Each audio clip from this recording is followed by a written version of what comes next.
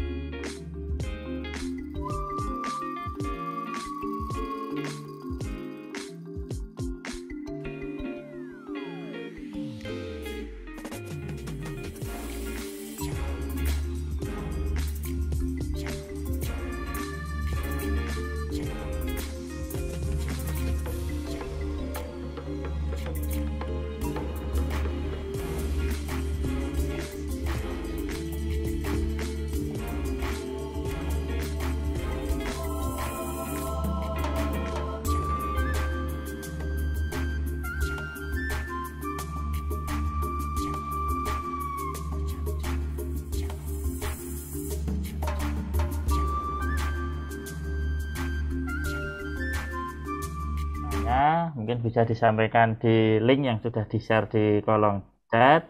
Dan untuk teman-teman peserta yang sudah menghadiri seminar ini, jika belum melakukan persepsi, silahkan melakukan persepsi di link ada di chat juga. Jadi itu chat sebagai saran informasi, di situ ada link untuk persepsi dan link untuk bertanya.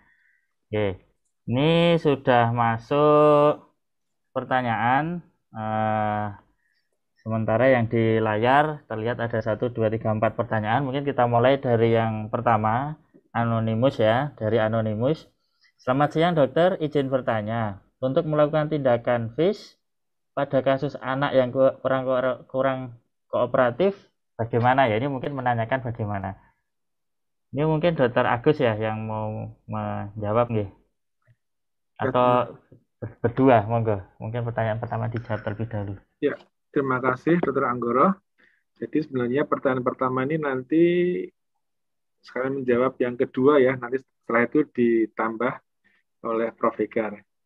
Yang pertama adalah ini merupakan tantangan dari kita untuk mengetahui bagaimana menghandle pasien ini dengan baik supaya tindakan FISH ini berjalan dengan lancar. Tentu ada anestesi lokal ya, sifatnya gel yang diberikan pada ujung di skupnya. Kemudian kita memastikan ke orang tua pasien supaya bisa membantu anak ini tenang. Jadi konsepnya harus tenang. Jadi tidak seperti pada dewasa. Jadi tantangannya lebih berat. Kalau tidak memungkinkan ya berarti kita bisa menggunakan metode yang lain. Jadi contohnya tadi ada pertanyaan menggunakan VFSS. Nah, masalahnya adalah ada paparan radiasi di situ. Sedangkan kita perlu waktu mungkin sedikit agak lama karena pada anak untuk mengetahui menelannya. Jadi masing-masing mempunyai kelebihan dan keterbatasan. Kalau kekurangan tidak, tapi ada keterbatasan. Jadi sama-sama kalau di FISH itu lebih ke arah orofaringeal, tapi kalau VFSS yang video fluoroskopi itu bisa kita lihat sampai fase esofagus yang di proksimal dan medial. Dan aspirasinya bisa lebih jelas, dia masuk ke trachea. Tapi kalau di FISH kita hanya bisa mengetahui adanya penetrasi aspirasi masuk ke daerah taring. Ya. Dan kepada para penanya, saya mohon maaf, nanti akan ada podcast untuk menjelaskan lebih detail dengan mengajak sejawat dari RSCM. Dan podcast nanti akan kami upload di kanal YouTube kami, Departemen THTKL FK UGM. Ya, semoga belum puas dengan jawaban saya, nanti kita eksplorasi lebih lanjut dengan podcast kami. Mungkin gitu Dokter Oke. Anggoro, Prof. Vega mungkin bisa menambahi. Oke. Terima kasih. Kalau untuk yang pertama saya tidak ada tambahan. Yang kedua mungkin tadi ya, Dr. Agung kayak Agus mau jawab yang kedua nggak? Ya, apakah ada algoritma yang mudah diikuti oleh dokter umum, dokter? Apakah ada algoritmanya untuk dokter umum untuk mendiagnosis dan menterapi anak dengan disfagia? Dari dokter Andy ini yang bertanya. Prof. Vega, monggo silakan.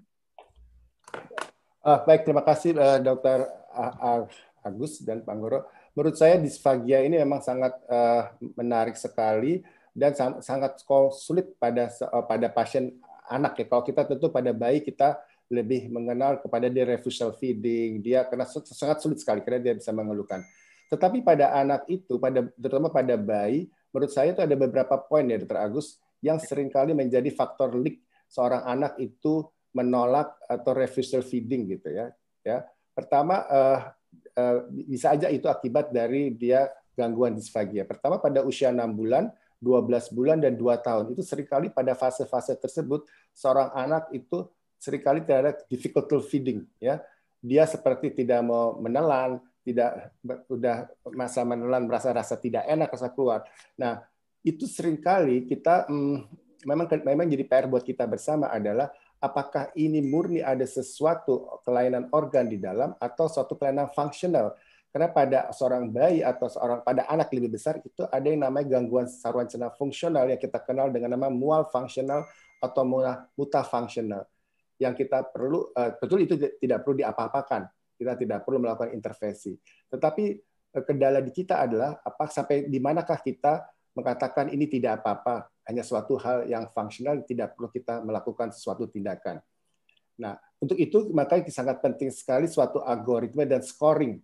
Nah, menurut pendapat saya tidak tahu ya kalau di kami sepertinya belum ada secara spesifik oleh organisasi profesi. Tetapi kalau pada beberapa literatur itu ada, biasanya kita akan mengintervensi secara fungsional dulu 3 bulan. Kalau tidak ada respon, boleh kita mencobakan sesuai dengan dugaan kita. Kalau kita anggap ini sebagai reflux disease, kita boleh masuk secara reflux disease, kita lihat dalam 2-4 minggu. Kurang lebih seperti itu. Mungkin THT punya, saya tidak tahu. Kami juga belum punya, Prof. Ini kan juga suatu area baru bagi kami untuk melihat ternyata permasalahan itu banyak terjadi. Makanya harus multidisiplin ilmu. Tapi yang paling penting mungkin awareness ya, Prof. ya. Betul. Awareness bahwa anak ini mempunyai masalah dengan disfagia apapun fasenya. Mungkin begitu ya, Prof. Ya, saya setuju, Pak. Betul, Pak. Saya setuju sekali. Ini suatu area yang perlu kita kaji bersama perlahan-lahan. Kalau bisa kita bersepakat multidisiplin ini melakukan suatu algoritma yang komprehensif gitu. Karena memang pada kenyataannya tidak semudah seperti yang Dr. Agus sampaikan, berbagai faktor kemungkinannya gitu kan. Itu kan sangat luas sekali gitu. Ada yang kalau saya pikir ada yang memang primer itu berarti ada di esofagusnya, ya di mukosanya. Primer itu bisa karena organ, bisa fungsional loh. Atau dia sekunder sistemik dari suatu kelainan yang lain yang lebih besar gitu. Itu kan perlu kita pahami gitu. Gitu Dr. Agus ya. Ya, setuju Prof. Yang sekarang yang pertanyaan teratas adalah selamat pagi Dokter dan Prof, izin bertanya, bagaimana pencegahan refleks dan rehabilitasi menelan pada anak yang pasca pemasangan NGT atau OGT jangka panjang? Terima kasih. Dari Dr. Dwi Utari Pratiwi. Saya dulu, baik, makasih. Saya hanya menekankan di sini bahwa NGT sama atau OGT yang memberikan masuk makanan langsung ke dalam lambung ya itu sebetulnya kalau secara teori tidak sebetulnya bukan untuk mengurangi reflux loh gitu. Reflux bisa tetap terjadi. Reflux itu kan secara definisi ada aliran balik dari dalam lambung kembali ke kerongkongan. Yang penting ada sesuatu di dalam lambung dia akan kembali. Sangat bergantung dari mekanisme beberapa di antaranya adalah sfinkternya. Nah, memang mungkin akan mengurangi ya, terutama sangat berguna pada bayi-bayi atau anak-anak yang memang dia intake secara oral mulutnya susah gitu ya. Kita ngomong bukan kelainan organ yang dia tidak bisa secara total ya. Itu mungkin bisa karena pada anak-anak dengan dia trauma dengan pemberian makan atau dia kesel dengan makan tertentu, dia baru sampai kerongkongan aja dia udah balikin gitu. Baru sampai di pertengahan esofagus dia sudah balikin kembali. Nah, mungkin NGT atau OGT itu berperan, dia masuk ke dalam. Tetapi refleks tetap terjadi. Gitu. Sebenarnya seperti itu. Nah, bagaimana pencegahannya? Saya rasa menurut pendapat saya sama seperti tata laksana refleks pada umumnya. Kalau dia per NGT tentu tidak bisa makanan padat, kita bisa berikan dengan positioning.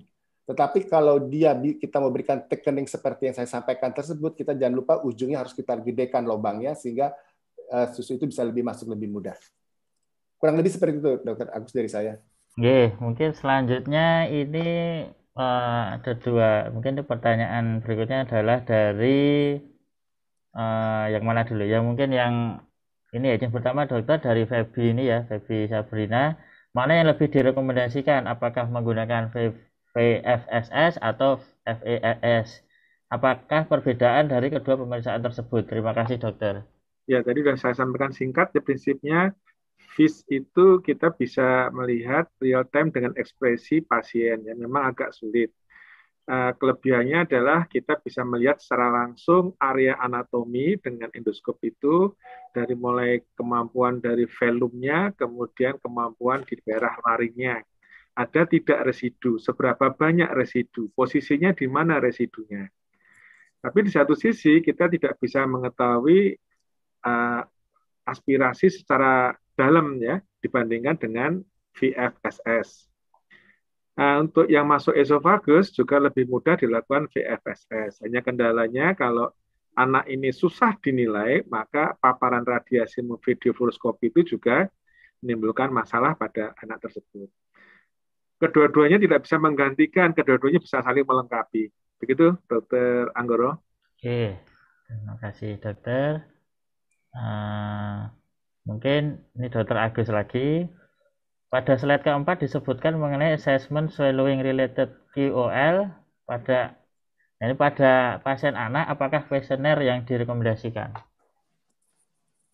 Saya kira sudah beberapa banyak kuesioner tentang masalah tersebut.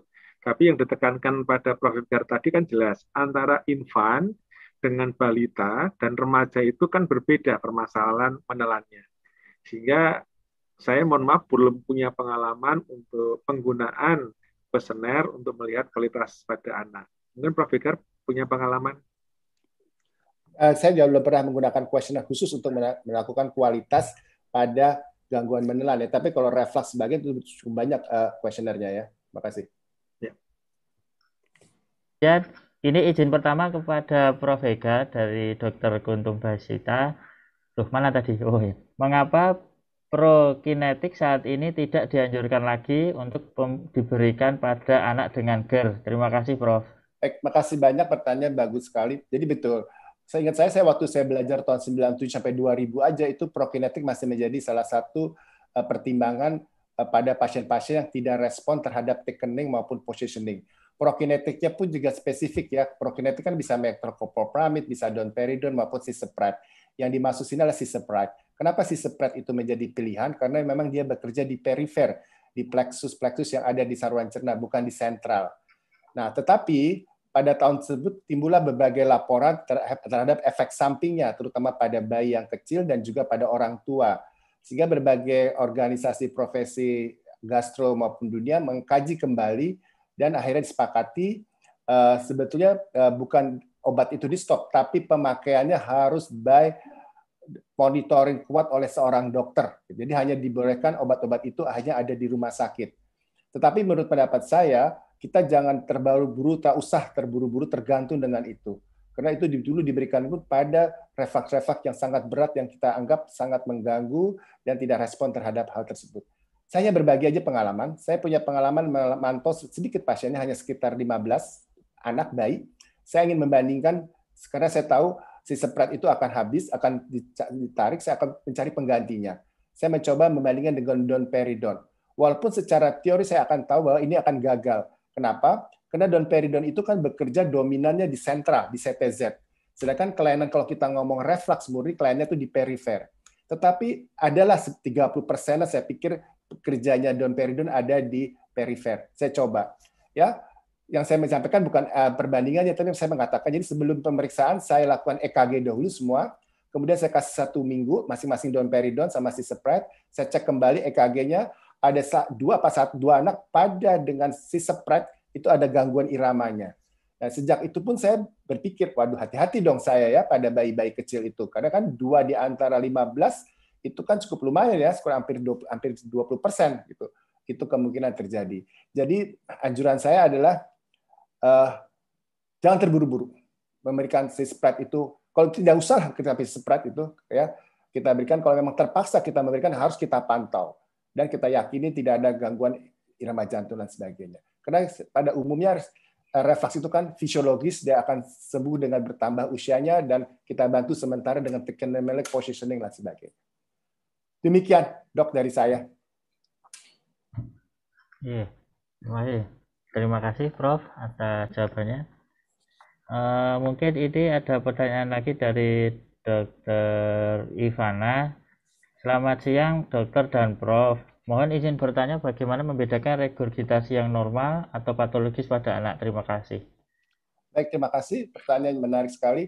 Jadi kalau kita yang namanya reflux normal, nama reflux patologi. Kalau reflux normal dia terjadi pada setiap minum. Habis minum itu normal, dia gumoh. Itu normal. Malah kalau ada reflux dia nggak habis minum timbul, itu justru warning buat kita. Ini ada suatu reflux yang berlebihan yang tidak terjadi setelah minum, yang harusnya tidak terjadi. Kenapa reflux terjadi setelah minum? Kita tahu bahwa kalau kita menelan, makanan masuk dalam kerongkongan, kan sfinkter atas kebuka. Dia masuk semua ke dalam kerongkongan, habis di rongga mulut, dia tutup yang atas. Begitu ada cairan di dalam badan esofagus, sfinkter bawah itu akan kebuka. Terus kebuka sampai kosong. Begitu kosong kerongkongannya, sfinkter esofagus bagian akan tutup. Beberapa detik kemudian dia akan terbuka secara otomatis yang kita sebut tension lower esophagus sphincter relaksasi. Disitulah terjadinya reflux. Artinya wajar dong.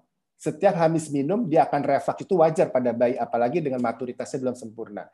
Itu normal. Tetapi kalau di luar minum dia ada reflux, kita boleh hati-hati berlebihan. Kapan kita kata Pak? Itu baru eksesif ya regurgitasi. Kapan kita patologi? Boleh kalau bila ada gejala tambahan, misalnya tadi refusal feeding, irritable, walaupun itu tidak menjadi standar spesifik, tapi boleh kita mengatakan hati-hati, ini sudah menjadi reflux yang patologis.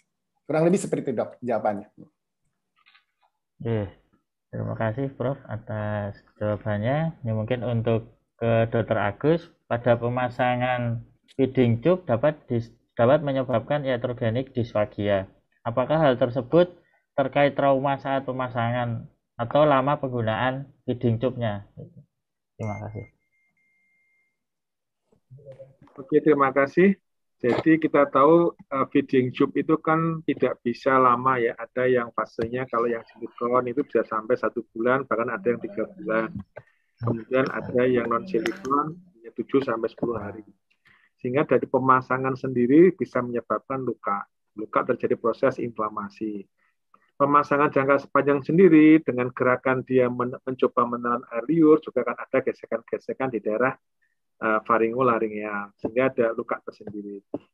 Nah, inflamasi itulah yang menyebabkan kadang-kadang terjadi gangguan pada fase faringealnya sehingga makanan untuk masuk ke esofagus itu ada sedikit kesulitan.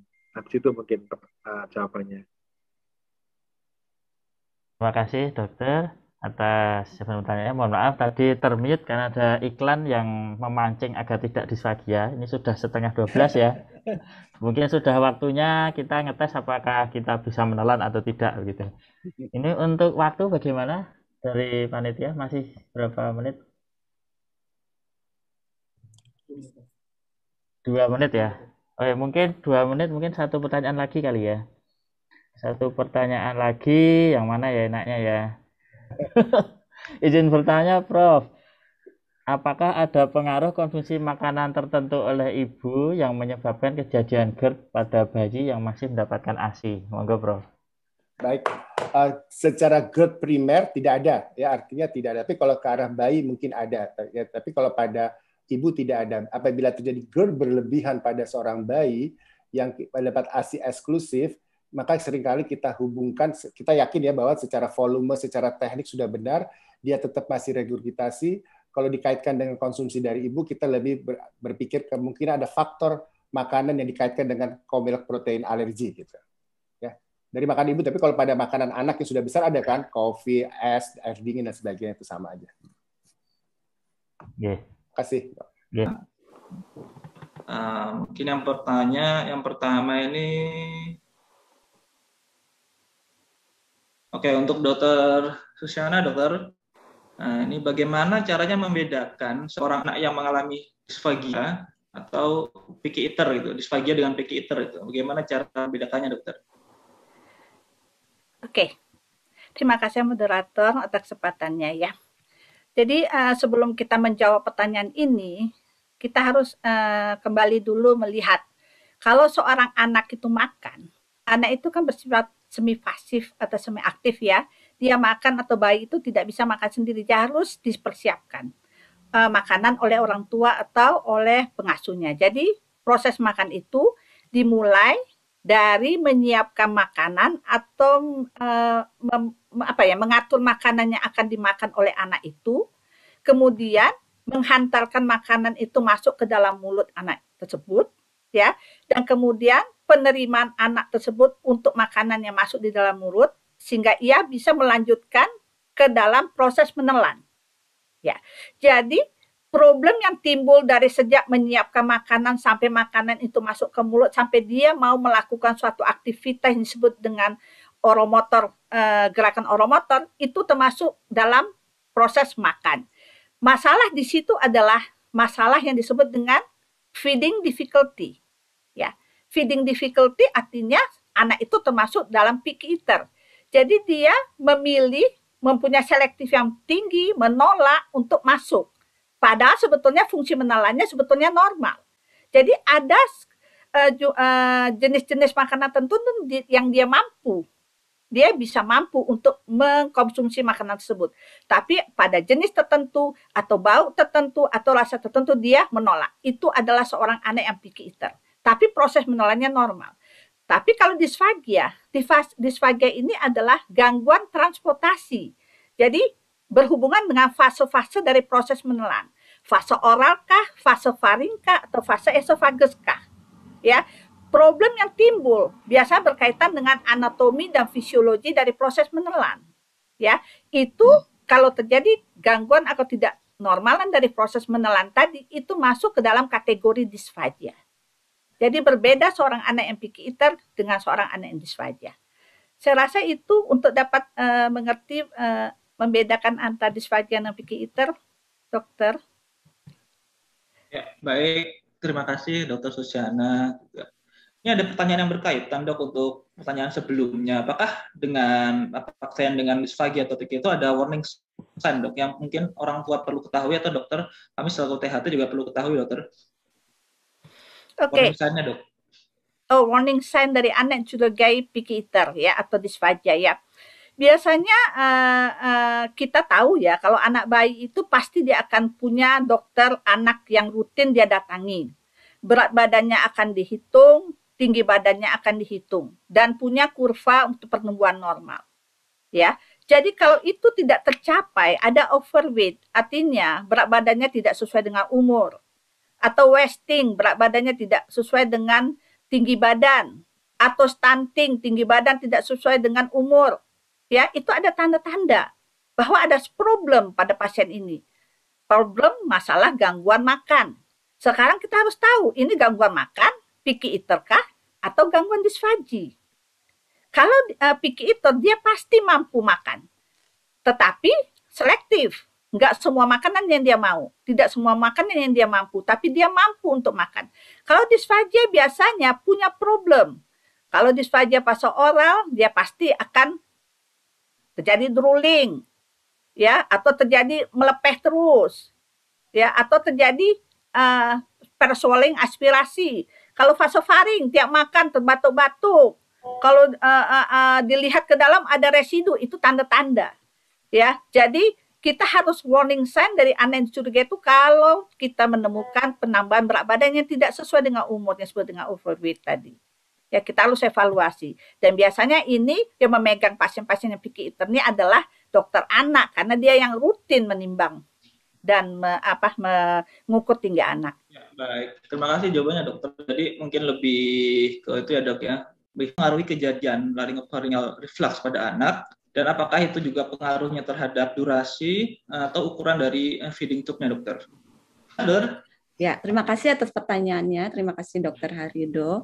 Ya, jadi ini pertanyaan yang sangat baik sekali ya. Memang dengan adanya feeding tube yang kita biasanya indikasinya terutama pada anak-anak biasanya dengan pada anak bayi itu OGT. Contohnya dengan gangguan suck, swallow, and breathe pada pasien laringomalacia yang ada gangguan feeding, gangguan makan akhirnya disfagi. Sebenarnya feeding difficulties ya, bukan disfagi, karena dia emang ada gangguan suck, swallow, and breathe sehingga intake tidak tercukupi. Dan kedua ada pada pasien-pasien dengan kelainan, contohnya pada pasien disfagi neurogenik. Salah satunya contohnya pada pasien-pasien dengan CP yang sering kita temukan. Pada pasien-pasien tersebut kita mesti lihat bahwa sebenarnya dengan adanya feeding tubes ini akan membuka lower esophageal sphincter, seperti Prof. Hegar katakan, lower esophageal sphincternya otomatis akan terbuka. Begitu juga dengan upper esophageal sphincter. Belum lagi anak-anak seperti ini, contohnya pasien CP biasanya dengan disertai dengan GERD yang hebat, juga kadang-kadang disertai dengan apa yang tadi Prof. Hegar katakan ada yang namanya Sandifer, itu akan lebih berat juga dengan keadaan feeding tube tersebut. Oleh karena itu, kita berikan feeding tube sesuai dengan durasinya, ya biasanya memang disertai dengan pemberian PPIK. Tapi kita lihat juga apa sih faktor mendasarinya. Terutama kalau pada Sandifer kita berikan, di bagian neurogenik kita lihat juga tambahan clue-nya. Contohnya pada anak-anak CP misalnya kecil, kita lihat apakah posterior laringnya bengkak sekali, gitu contohnya. Apakah kita lihat ada cobblestone-nya, gitu. Jadi kita mesti mengkombinasikan semua temuan. Jadi tidak semua kasus seperti itu harus kita berikan proton pump inhibitors. Jadi tergantung dari temuan dan juga gejala pasien seperti itu. Oke, baik dokter. Lanjutkan dokter Julka, ini ada pertanyaan itu ya. Bagaimana cara mendiagnosis LPR pada yang kurang dari 5 tahun? Jadi untuk LPR pada lebih dari, mungkin tadi kalau saya tidak salah itu 5 sampai 18 tahun ya dokter pakai yang composite instrument for reflux. Nah itu, tapi untuk yang kurang dari 5 tahun ini bagaimana dokter? Ini suatu tantangan juga nih dokter. Iya betul, terima kasih atas pertanyaan. Ini suatu challenge. Jadi tadi saya langsung juga, ini kita belum ada nih benar-benar kuesioner yang benar-benar melihat gimana sih keadaan dan apa instrumen yang bisa membantu untuk mendiagnosis LPR GERD pada anak. Biasanya pada yang paling banyak seperti tadi laringomalacia, iya kita berikan. Tapi pada anak yang tanggung umur 2-5 tahun, kita harus berhati-hati ya. Karena memang gejala yang muncul biasanya juga bisa gejala upper airway. Contohnya adalah batuk, throat clearing gitu ya, suara serak ya, itu bisa merupakan suatu gejala dari laryngopharyngeal reflux. Tapi tidak stop sampai situ, kita harus lihat. Nah, karena memang gejala tersebut disertai dengan proses peradangan ya, karena asam lambung naik, dikatakan menurut literatur bahwa cobblestoning di hipofaring, malah ada cobblestoning sampai ke atas, itu suatu penanda yang nilai prediksi yang baik. Yang kemudian disertai dengan yang kedua adalah posterior laryngitis. Kita lihat hipertrofi commissura posteriornya, ya. Hipertrofi commissura posterior bagian posterior dari laring, interarytenoidnya. Kemudian kita bisa lihat, oh ini ada cobblestone, ada hipertrofi commissura posterior hipertrofi, dan kadang-kadang pada anak-anak dengan GERD LPR yang berat, arytenoidnya sangat berat hingga akan menimbulkan kita sebut dengan SARPE. Walaupun pada anak lebih besar tidak menimbulkan gejala grok-grok, tapi lihat arytenoidnya sangat collapsible. Nah, itu bisa kita lihat dengan temuan dengan menggunakan rhinolaryngoskop fleksibel. Jadi kombinasi dari gejala semua dari mulai gejala dan kemudian pemeriksaan fisik laring yang mesti kita lihat. Karena biasanya menyerang di daerah posterior itu saja, dan apabila ke atas cobblestone itu merupakan suatu hallmark penanda gejala dari LPR atau GERD pada anak yang berusia 0 sampai 5 tahun. Gitu. Oke, ada pertanyaan. Nah, untuk dokter Susiana, dokter, ada pertanyaan selain metode dengan FIS, juga ada metode dengan SIS gitu. Ini ada bertanya, ini perbedaannya apa ya dok ya, SIS dengan FIS ini, dan apakah ada kondisi tertentu yang kita harus lebih prefer ke SIS daripada FIS atau sebaliknya dokter? Monggo dokter. Terima kasih Dr. Haryudo. Ya, pertanyaan mengenai FIS sama SIS. FIS maupun SIS itu kita lakukan untuk mengevaluasi fungsi menelan pada seorang anak. Ya, sekarang apa bedanya? SIS ini memang lebih lambat dikenal ya. Kita lebih dulu mengenal FIS ya. SIS ini pertama kali dikenalkan oleh Curtis yaitu tahun 2015. Dan diperlengkap oleh Meister tahun 2019. Jadi mulai mengenal SIS ini pada tahun 2015-2019 itulah ya. Dan kenapa SIS ini dimunculkan oleh mereka? Karena memang punya handicap kalau kita melakukan pemeriksaan FIS itu pada anak ya, atau pada dewasa yang tidak kooperatif ya. Sekarang perbedaannya apa? Kalau SIS itu static endoscopy evaluation of swallowing. Jadi kita memeriksa fungsi menelan dalam keadaan statik. Kalau FIS kan dinamik ya. Jadi perbedaannya adalah kan kita melakukan 3 tahap. Pre-swallowing assessment, dan therapeutic assessment. 3 tahap dari pemeriksaan. Jadi pada saat pre-swallowing assessment sama. Kita lakukan evaluasi dengan endoskop, kita lihat bagaimana velofaringnya, bagaimana aduksi pita suaranya, ada tidak sending sekresinya, ada tidak aspirasi penetrasinya, kita nilai dalam pre-swallowing assessment. Jadi penilaian pre-swallowing assessment antara FIS sama SIS sama. Tetapi kepada pemeriksaan SIS, kita memberi makan anak itu tanpa adanya insersi dari skop. Jadi kita kasih makan seperti contoh slide saya tadi, saya kasih makan anaknya. Gunanya apa? Supaya kita bisa melihat bagaimana fungsi oromotor anak ini pada saat dia makan. Bagaimana kemampuan menelan anak ini, bagaimana kemampuan makan anak ini tanpa adanya skop. Karena tentunya skop itu akan membuat anak itu meronta, anak itu akan menangis, dan tentunya akan mempengaruhi fungsi menelan yang normal. Jadi dengan pemeriksaan SIS ini lebih lebih tidak invasif ya, lebih nyaman bagi pasien.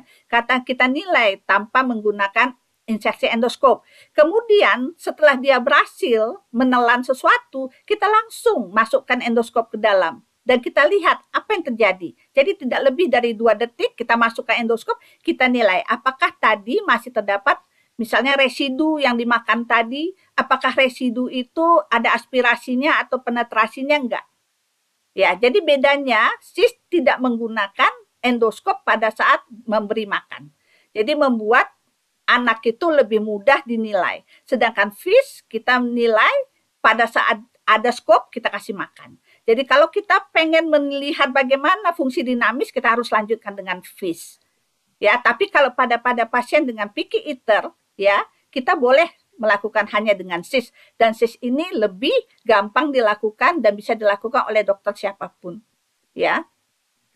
Oke, rasanya itu Dokter Hari. Oke, baik. Terima kasih dokter. Jadi FIS itu lebih objektif sebenarnya, dok. Langsung kita bisa langsung melihat gimana fungsi menelan pada ketiga fase menelan itu di dalam tenggorokan, gitu, dokter. Ya. Oke. Selanjutnya kepada Dr. Zulka, mengapa RFS pada anak hanya edema subglotik dan pita suara saja yang dinilai berarti? Apakah komponen RFS lainnya itu tidak punya makna yang berarti, dokter, untuk mendiagnosis pediatrik LPRD, dok? Monggo, dokter. Ya, terima kasih atas pertanyaannya. Ya, jadi ini pertanyaan sangat baik ya, karena memang ini adalah kuesioner dan instrumen gejala dan temuan refleks pada anak ini merupakan suatu ekstraksi dari RSI dan RFS. Ya, jadi kebetulan saya dengan pembimbing juga Dr. Agus, ya, kemudian Dr. Susi dan Prof. Hegar, kita melakukan satu penelitian dan kita melihat dari mana dari komponen temuan refleks dan gejala refleks apa-apa saja yang berkorelasi baik dengan pH-metri 24 jam dalam hal ini double probe. Dan dari hal temuan itu dilihat bahwa sebenarnya yang sangat berkorelasi adalah pseudosulcus vocalis dan edem. Malah ada satu lagi yang disebut dengan Reinke edem, yang sebenarnya kalau dengan dari RFS yang ada hanya pseudosulcus vocalis. Temuan lain yang bermakna adalah Reinke edem dan juga whitish patch yang ada di pita suara. Sedangkan dari gejala telah dijabarkan bahwa yang sangat bermakna korelasinya adalah throat clearing dan batuk yang annoying, ya, disertai dengan choking tapi nilainya negatif. Nah, ini hasil dari penelitian dan hasilnya keluar satu instrumen, dan instrumen ini memiliki nilai sensitivitas spesifitas yang baik, ya, dengan syarat pada anak 5 dan 18 tahun itu. Jadi nanti harus ada penelitian lagi untuk anak 0 sampai 5 tahun bagaimana nilai sensitivitas spesifitas. Mungkin ada yang lain seperti tadi saya sampaikan, adanya cobblestoning contohnya. Oke, terima kasih, baik. Ya, terima kasih Dr. Zulka. Dok, saya ingin menambahkan pertanyaan dok untuk kejadian LPRD pada kasus pediatrik ini kan ada dua komponen ya dok, RFS dengan RSI dok, di mana RFS itu kan terkaitnya dengan penggunaan alat canggih ya dokter, endoskopi. Mungkin nggak semua rumah sakit itu ada endoskopi fleksibel dokter. Jadi apakah kita bisa lebih awal mendiagnosis pediatrik LPR hanya dengan RSI saja atau ada cara lain dokter? Ya, terima kasih. Nanti saya jawab buat anak dan dewasa ya. Ini berkenaan dengan alat ya sebenarnya. Kalau sebenarnya dengan temuan instrumen gejala temuan reflux itu tidak boleh mendiagnosis laringofaring reflux tanpa menggunakan alat rinolaringoskopi fleksibel. Ya, tidak boleh karena ini untuk apa? Untuk menghindari adanya overdiagnose. Ya, dan juga untuk menghindari underdiagnose. Karena pemberian PPI tidak boleh berlebihan sesuai dengan yang dikatakan oleh Prof. Hegar, efek sampingnya juga tidak sedikit gitu. Jadi harus dilakukan pemeriksaan dengan rinolaringoskopi fleksibel. Jadi apabila ada kecurigaan, contohnya dengan nilai dari gejalanya misalnya ada nilai 5, itu kan borderline, bisa dikirim misalnya dokter THT atau dokter anak yang menemukannya ke sentra atau dokter yang memiliki fasilitas rinolaringoskopi fleksibel. Nah, sedangkan untuk orang dewasa ini out of limit, saya biasanya kalau apakah dengan RSI saja sebenarnya kalau orang dewasa bisa, akan tetapi jangan lupa bahwa dari komponen RFS kita bisa melihat adanya hipertrofi komisura posterior ya di belakangnya, dan satu lagi tahap untuk mendiagnosis adalah dengan menggunakan therapeutic trial yang tadi Prof. Hegar bilang bahwa itu bisa dilakukan pada anak maupun pada orang dewasa. Itu.